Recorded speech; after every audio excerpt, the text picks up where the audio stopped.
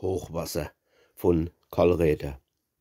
Es ist Frühjahr, sonntags morgens, das Land blinkt im Sonnenschein, die Palz blüht auf wie ein Garten, vom Wald bis an der Reihe. In alle Dörfer leiden die Glocke in der Rund, des is Dieter Josef sei allerschönste Stund.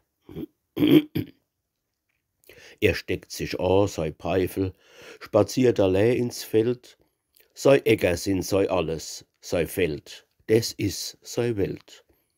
Der Tau blitzt auf der Äcker, vom Himmel singt a Lersch, da geht ihm selbst sei Herz auf, er halt im Feld, sei Kersch.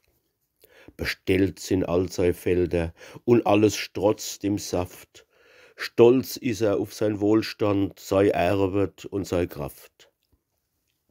Vom Turm klingt jetzt's Gleckel, wie wird's im Sepp zumut, er bet. Hab Dank, du Schöpfer, behalt mein Feld in Hut. Ich hab am Feld von unne, im Schweiß getan mein Pflicht. Herr Gott, helf du von oben mit Rehe, Sonn und Licht.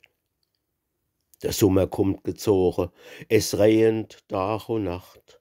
Der Reich steigt immer her, sie halten Wasserwacht und Wasser, nix wie Wasser. O Herr Gott, steh uns bei, von unne kommt's, von oben, vom Bach her wie vom Reu. So geht's durch lange Wochen, und her steigt die Flut.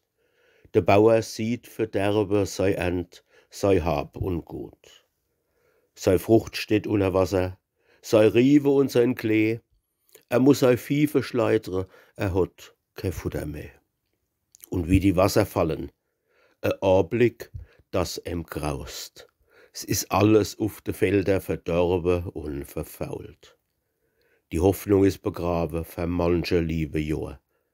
Der arme Dieter Josef, der hat jetzt weiße Haar.